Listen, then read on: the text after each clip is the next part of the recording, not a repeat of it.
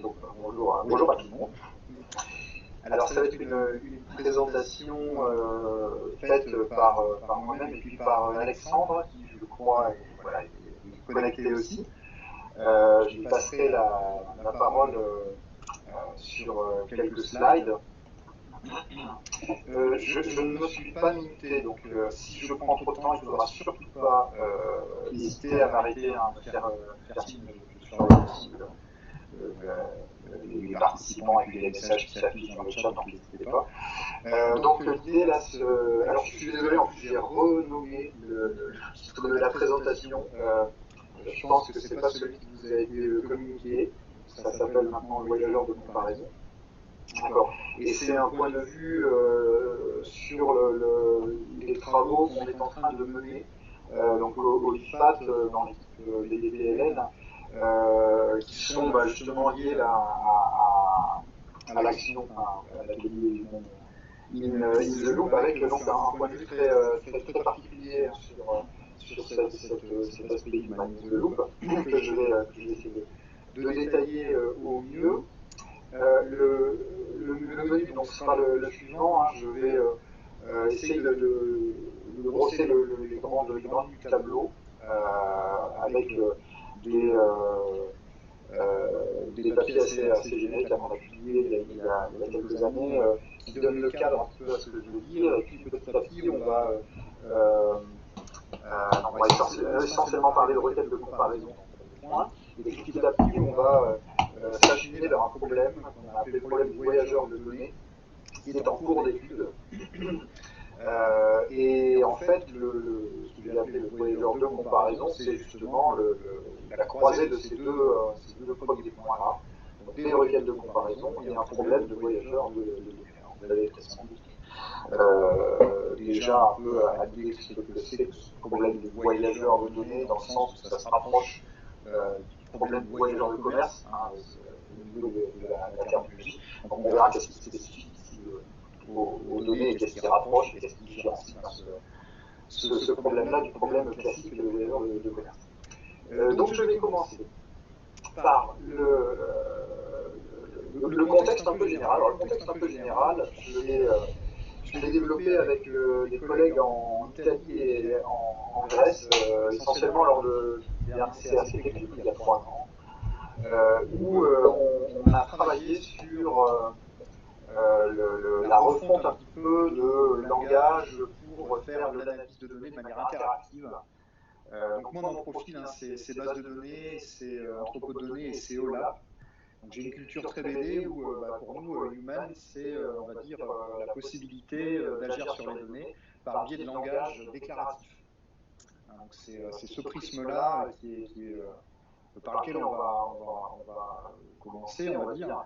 Donc l'idée, c'est de ce travail de refonte un petit peu de paradigme d'analyse de données interactives, c'était de dire, voilà, quelles sont les intentions que l'on peut repérer, qui sont classiques dans de l'analyse interactive de données par requête, de manière après à redéfinir un petit peu ce qu'on entend par une requête d'analyse de données et par un résultat de requête d'analyse de données. On va essayer de redéfinir un petit peu ces deux extrémités du spectre, requête d'un côté et résultat de l'autre, et on a trouvé donc qu'on pourrait peut-être caractériser quelques primitives, descriptions, comparaisons, explications, prédictions, suggestions, comme ça, et qui se prêtent bien à décrire l'activité d'analyste. Voilà, pour extraire les choses des données. Alors, je ne vais pas détailler ces intentions-là, je ne vais pas détailler le langage, tout ça, donc ça peut être trouvé dans une publication Information Systems, un GitHub qui détaille ce qui est déjà implémenté, une page du projet qui s'appelle Projet OLAP 3, qui est maintenu par un collègue Greg. Donc si vous voulez avoir plus de précisions sur ce cadre général, voilà, je reste disponible, bien évidemment, si vous avez déjà pas mal de liens. Et on va là se concentrer, ou alors ça c'était pas prévu, voilà, on va se concentrer sur une intention particulière qui est l'intention de comparaison. Alors pourquoi parce que c'est celle qu'on va présenter bientôt à la conférence DBT dans 2 semaines, mais surtout parce que il y a des études qui ont montré que l'activité de comparaison, c'était une activité très populaire parmi les, on va dire, les data scientists novices ou professionnels, et que beaucoup d'histoires de données sont racontées par cette activité de comparaison. Alors, l'activité de comparaison, la définition est toute simple là, sur la diapo, c'est de dire, ben voilà, j'ai des données à analyser, comment est-ce qu'elles se comparent, ces données, à d'autres données référentielles, et puis l'idée, c'est aussi pour une comparaison, bah, c'est d'établir après une échelle de valeur.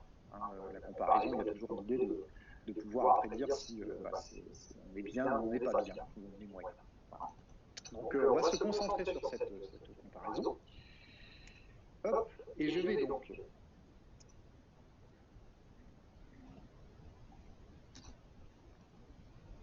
voilà, passer à la diapo suivante. Alors,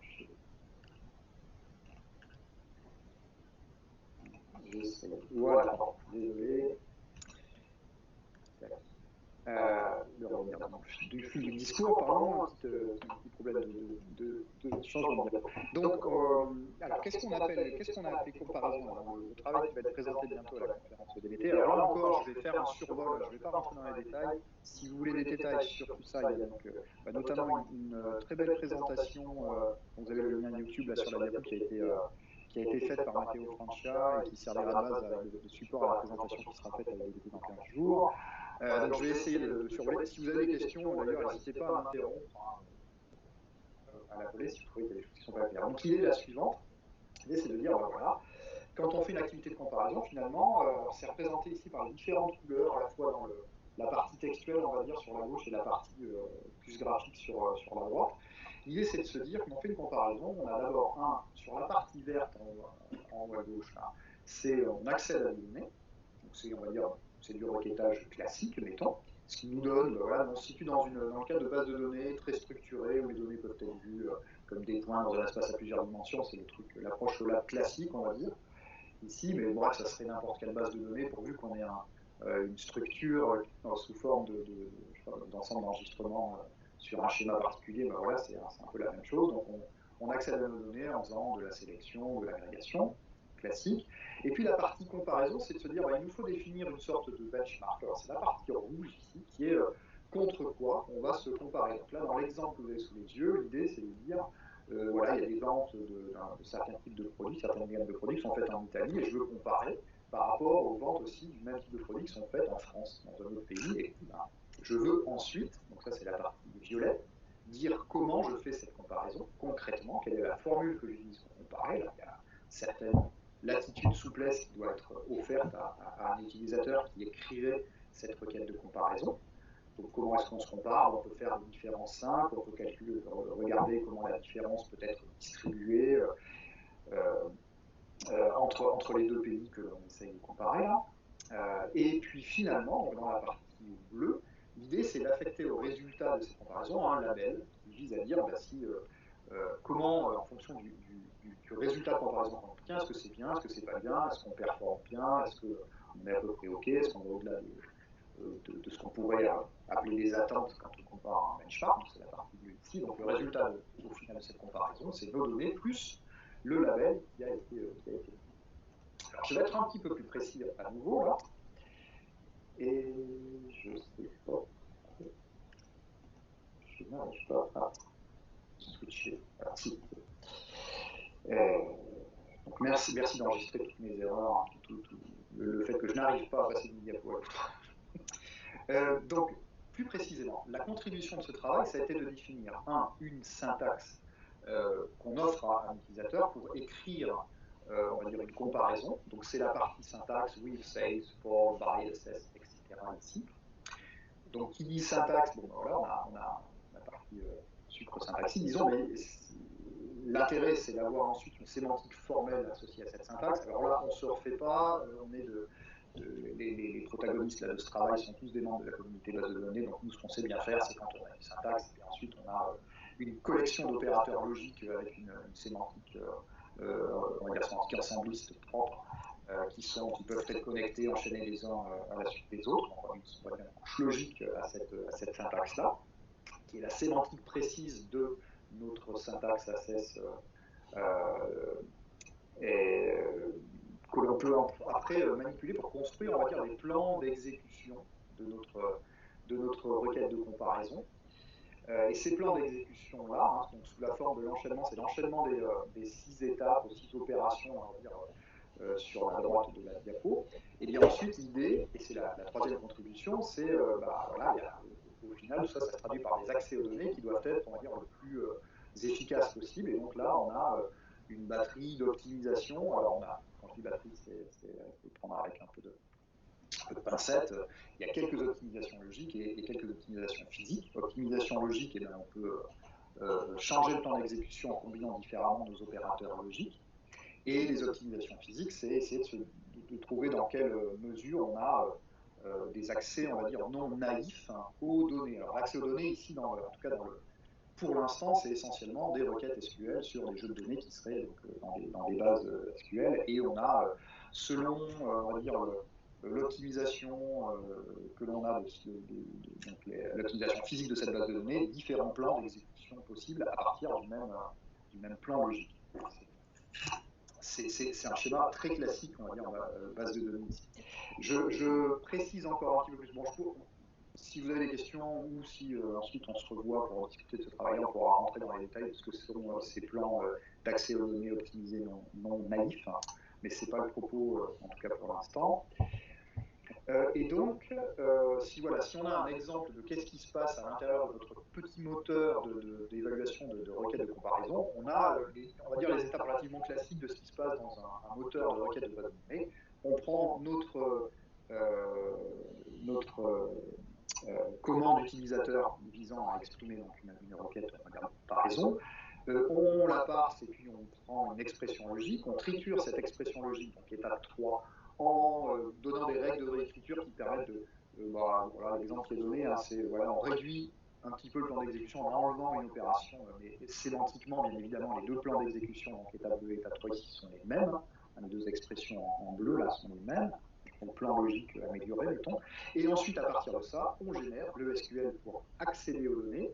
Mais ce n'est pas complètement fini. Après, une fois qu'on a cet accès aux données, il faut les remonter les données en mémoire et puis calculer, on va dire, les dernières étapes de la comparaison qui sont justement, notamment cette labellisation là, pour dire si notre comparaison est bien ou n'est pas bien. Voilà. Donc une partie de l'optimisation, ça consiste à savoir ce qu'on va finalement déléguer au SGBD, au moteur de requête, ou ce que l'on va faire en mémoire. Donc voilà nos contributions de ce travail-là, mais la contribution principale pour la présentation qui nous occupe, c'est essentiellement la définition de requêtes de comparaison. Et, on voit qu'il y a du travail pour les optimiser, mais la suite de la présentation, c'est plus sur la partie, on va dire logique, ici, des requêtes de comparaison. Alors, la suite de ce travail, c'est de se dire, bon, si on s'intéresse un petit peu plus à l'objet requête de comparaison, et qu'on en dégage, on va dire, la substantifique moelle, et qu'on se ramène à, à quelque chose de plus peut-être compréhensible, qui est de dire, voilà, la forme basique de requête de comparaison, vous avez ici la forme, on va dire, SQL et la forme algébrique. Alors pour ceux qui lisent l'algèbre relationnelle dans le texte, c'est l'expression qui est tout en haut avec des pies et puis des papillons. Hein. La forme SQL est en dessous, mais peut-être pour présenter intuitivement, on va regarder le résultat d'une requête de comparaison qui est en bas à droite, là. C'est le petit tableau Sum of Cases, Continent, Prismé. On a identifié une forme de comparaison, on va dire, basique, qui pourra être étendue après, mais pour l'instant, si on se restreint déjà à celle-là, il y a déjà pas mal de choses à faire, et qui est la chose suivante. On produit un tableau de données, on va dire avec trois colonnes. Hein, on veut comparer, alors là pour le jeu de données en l'occurrence c'est un jeu de données Covid avec des cas de Covid par localisation et par mois et jours. Là l'idée c'est de comparer la somme des cas de Covid entre 2 mois différents, avril et mai, en groupant par continent. Et l'idée, c'est de toujours produire des requêtes de comparaison comme ça. Hein. Donc, on a un jeu de données, on va dire, des attributs catégoriels, continent, les mois, des attributs numériques, le cas de Covid par exemple, et on produit toujours avec nos requêtes de comparaison qui obéissent à ce pattern-là, hein, on produit toujours ce type de tableau-là.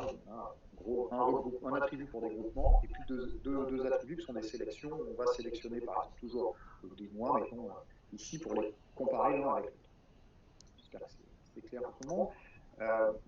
L'idée après, c'est de se dire, même si on se restreint à ce pattern-là, ce motif-là de requête, hein, qui est une expression donc algébrique très claire, avec une jointure en plein milieu, deux conditions de sélection et puis une projection quelque part à la fin, et bien de toute façon, on génère déjà beaucoup de requêtes, même sur des petits jeux de données. Donc là, en l'occurrence, c'est un jeu de données réel de l'ECDC qui doit dater du mois de juillet de l'an dernier, je crois, du mois de septembre, bref, peu importe. C'est vraiment une CSV toute bête avec, vous voyez ici dans le schéma, qui est la partie supérieure, il y a 1, 2, 3, 4 attributs catégoriels, il y a deux attributs numériques K et puis nombre de K et nombre de morts, et puis vous avez ici une partie de l'instance de ce jeu de données-là. Et l'idée, c'est de dire, ben voilà, quand on a grand A attribut catégoriel, grand M attribut numérique, et mettons grand G fonction d'agrégation possible sur ces attributs numériques, usuel, min, max, sum, average ici, et bien le nombre de requêtes de comparaison qu'on peut produire en utilisant ce pattern, il est déjà polynomial, enfin très grand, on va dire, en fonction de ce schéma et de cette instance ici. Alors il s'exprime comment? Ben, on doit tirer deux attributs, un attribut pour faire des groupements, un attribut pour faire des sélections. Quand on a tiré l'attribut pour faire des sélections, il faut tirer deux valeurs parmi toutes les valeurs possibles dans notre jeu de données pour cet attribut de sélection. En l'occurrence, c'était nos 2 mois sur l'exemple précédent. Et puis ensuite, ben, on va tirer un attribut numérique qu'on va agréger avec une fonction d'agrégation. Et donc, on a quelque chose qui donne... Alors, sur le jeu de données Covid, c'était, et sous le contrôle d'Alexandre, qui a sans doute ça mieux que moi en tête, c'était plusieurs centaines de milliers de requêtes de comparaison. Je confirme. Merci. Donc, alors ça c'est intéressant. Pourquoi? Parce que, eh bien, l'an dernier, on a identifié un problème. Donc, on a appelé le problème du voyageur de données parce que justement, il y a des ressemblances par rapport avec le problème de voyageur de commerce, qui est le suivant. On a un grand ensemble de requêtes, comme ça. Et on aimerait que parmi cet ensemble de requêtes, on veut en choisir un plus petit nombre que l'on présenterait à un utilisateur qui serait chargé d'analyser ces données. Et pour avoir ce petit nombre, déjà première chose, ce que l'on veut présenter, c'est une séquence d'un petit nombre de requêtes prises parmi ces n petites n requêtes là. Donc on les présenterait en séquence parce que l'idée c'est pas de présenter tout ça comme un trop-sac, mais c'est d'avoir une sorte d'histoire qui est racontée par la séquence. Et donc on veut que notre histoire, eh bien, alors d'une part, elle soit racontée dans un temps qui soit suffisamment réduit, donc on a un budget en temps qu'on ne doit pas dépasser. Et le temps ici, c'est essentiellement un coût que l'on a sur le traitement de chaque requête que l'on va prendre. Mais on veut aussi que la requête soit intéressante, donc on a une fonction qui doit juger de l'intérêt de la requête. Et on veut en plus que dans notre séquence de requêtes, quand on va chaîner les requêtes les unes aux autres, on ait les requêtes ne soient pas trop distantes les unes des autres parce que sinon l'histoire est plus compliquée à appréhender. Et donc ça, alors là vous avez la formulation, on va dire, intuitive du problème, il y a évidemment une formulation mathématique qui va suivre de ce problème-là, c'est donc un problème de maximisation d'objectifs sous contrainte. Et ce qui est intéressant, c'est que donc là on est allé frapper à la porte de collègues qui sont beaucoup plus aptes que nous on va dire, à analyser ce genre de problème, nos collègues de l'équipe route du laboratoire IFA. Et ils nous ont dit, donc Vincent Quint en l'occurrence, nous a dit c'est un problème qui est on peut facilement montrer qu'il est un peu difficile au sens fort, parce que justement il se rapproche beaucoup du problème du commerce. Et en plus, dans la littérature, il existe un problème qui s'appelle le problème de l'orienteering, course d'orientation, je crois, qui est relativement proche, mais qui n'est pas exactement le même. Donc c'est intéressant à étudier parce que déjà pour notre communauté, il est nouveau. Et puis nous, ça nous intéresse en tant que membre de la communauté BD et faisant un peu de l'analyse de données interactives, parce que ça se prête bien à décrire un problème qui est de choisir des requêtes, on va dire, intéressantes, de les chaîner les unes aux autres pour donner un point de vue d'analyse, on va dire, qui sont essentiellement ici des requêtes de comparaison, vous l'avez compris. Donc je passe la parole à Alexandre pour, on va dire, l'analyse plus côté recherche opérationnelle de ce problème-là, puis je la reprendrai après pour terminer la présentation. J'espère que je ne suis pas en train de déborder. Merci Patrick. Donc comme disait Patrick, c'est une collaboration avec l'équipe route du laboratoire l'IFAT. Hein, donc c'est un problème qu'on est dans cette première phase de la thèse en train d'étudier du point de vue de la recherche opérationnelle. Et donc la première chose qu'on a fait, c'est ce qu'on a établi sur cette slide-là, c'est un modèle mathématique qui nous permet de décrire le problème d'une façon plus formelle et puis ensuite de le donner à des solvers qui se basent sur ce type de modèle pour commencer à travailler sur des solutions exactes pour ensuite pouvoir avoir des points de comparaison. Donc là, rapidement, je ne vais pas rentrer dans les détails du modèle mathématique, c'est un document que je peux vous donner si ça vous intéresse. C'est une traduction des contraintes exprimées par Patrick là, dans la slide précédente sur l'objectif qui est la maximisation de l'intérêt, le respect d'une forme de rapprochement, donc une sorte de distance globale qui est bornée, et puis la contrainte 3 qui est un budget d'exécution maximum. Donc puis après il y a tout un tas de contraintes structurelles dans lesquelles on va pas rentrer puisque c'est pas spécialement intéressant pour cette présentation. Et donc je sais pas si tu peux passer la slide suivante. Et donc yes, parfait. Donc la première chose qu'on a fait là, et c'est un travail qui est en cours, c'est que on qualifie un petit peu les solutions optimales du problème, c'est-à-dire qu'on a généré des données synthétiques. Alors là, on voit qu'il y a un chiffre intéressant, donc on est entre 100 et 1000 requêtes, donc c'est très loin des centaines de milliers de requêtes qu'on peut avoir dans le monde réel. Mais comme on l'a dit, hein, malheureusement, c'est un problème NP complet, donc si on veut des solutions optimales, des solutions exactes, on reste dans des nombres qui ne sont pas très grands. Et donc la première partie de ce travail constitue étudier un petit peu l'influence des deux, ce qu'on appelle des epsilon contraintes, qui sont le budget maximum et la distance maximum sur la difficulté de résolution exacte du problème. Et puis ça nous permet aussi d'établir une banque de solutions exactes pour des instances du problème, puisque ensuite là je vais bientôt commencer à travailler sur des heuristiques évidemment, puisque dans le monde réel, comme disait Patrick, hein, avec des centaines de milliers de requêtes, on n'utilisera évidemment pas un solver pour obtenir une solution exacte, puisqu'on a envie d'avoir une solution assez rapidement, et là on est là pour 1000 requêtes quasiment à 1 heure, parfois même plus, hein, pour obtenir une solution exacte. Voilà. Je laisse la parole à Patrick.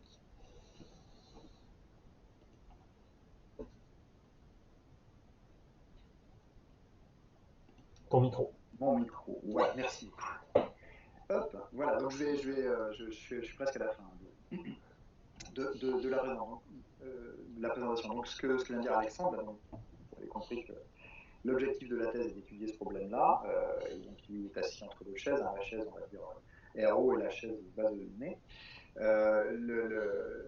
L'idée pour l'instant de l'étude qui est sur que Alexandre a présenté, c'est d'avoir une étude, on va dire, plus côté recherche opérationnelle, notamment en commençant par étudier des instances artificielles, mais nous, on a de vraies instances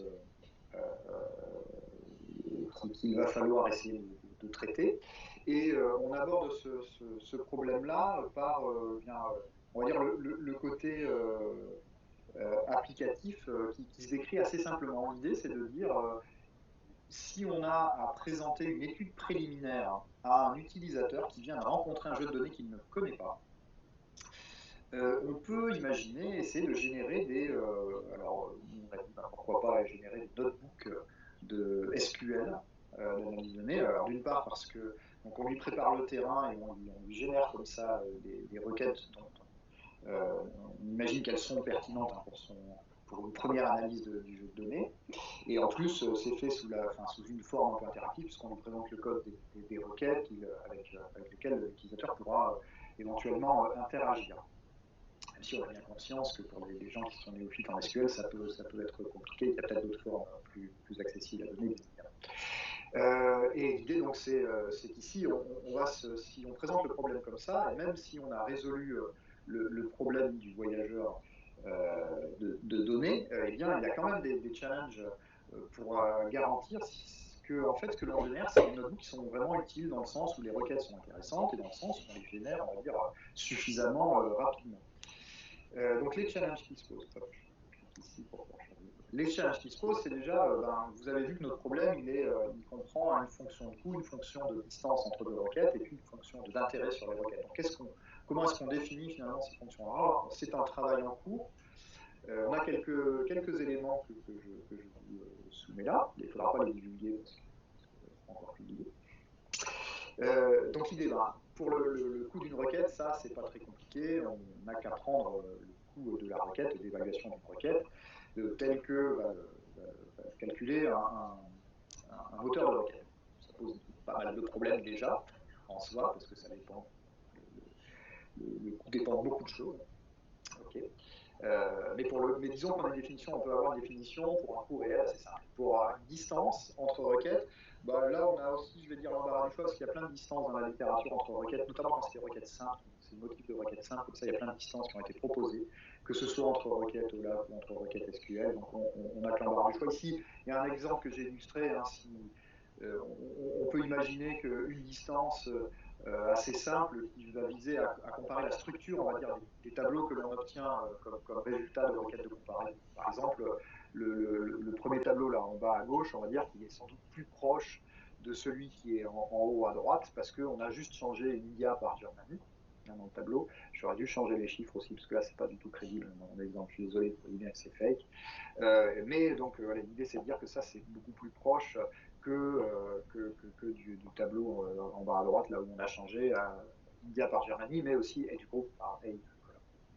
Donc voilà, donc coût et distance, c'est pas trop compliqué. Et puis finalement, donc pour l'intérêt de la requête, eh bien, il se trouve qu'il y a finalement quelques propositions dans la littérature qui sont qu'on trouve assez sympathiques sur caractériser, alors qui sont bien appropriées en fait aux formes de requêtes de comparaison que l'on a, qui sont bien appropriées à ce que donc dans la littérature on est nommé insight sur des requêtes de comparaison, on va dire. Avec l'idée, c'est d'avoir différents types de trouvailles, d'insights dans les données, qui sont avérés en fonction de p-value lorsqu'on fait des tests statistiques sur les données qu'on retrouve. Voilà, tout ça, évidemment, c'est très très très chronophage, il va falloir s'en dépatouiller après. Voilà, et donc ensuite, voilà, perspective, et puis je m'arrête là, et je pense que je suis déjà beaucoup dépassé. Donc l'idée, c'est que voilà, on est en train de travailler à comment est-ce qu'on va générer efficacement des instances du problème, c'est-à-dire des ensembles de requêtes, pour lesquelles on a le coût, la distance et l'intérêt, et faire ça avec une contrainte d'un budget en temps qui est limité. Donc on se doute bien qu'on n'arrivera pas à trouver après des résultats exacts à ce problème-là, comme l'a dit Alexandre. Donc il va falloir faire un certain nombre d'approximations, et y compris approximer un coût, approximer un intérêt, approximer une distance. Comment est-ce qu'on fait tout ça? Donc ça, il y a déjà un gros mur auquel on va devoir se confronter ici. Ensuite, il y a des heuristiques propres à la recherche opérationnelle que je ne connais pas. Hein, c'est pas du tout mon domaine, mais dont on sait qu'il faudra explorer pour là aussi avoir des solutions au final. Et puis les perspectives à plus long terme, c'est déjà essayer qu'est-ce qui se passe si on va au-delà des requêtes de comparaison telles qu'on les a définies dans l'implémentation aujourd'hui. Ça peut être d'autres requêtes de comparaison, ça peut être des requêtes qui ne sont pas des requêtes de comparaison, mais qui font autre chose sur les données, ça peut être des requêtes combinées à de l'extraction de motifs, mettons par exemple sur les résultats des modèles qui sont faits sur les données auxquelles on accède, des visualisations, etc. Donc ça, c'est à beaucoup plus long terme. Voilà, je m'arrête là. Merci d'avoir été patient. Désolé si j'ai beaucoup dépassé, puis je suis bien évidemment tout à fait, on est bien évidemment tout à fait disposé à écouter vos commentaires.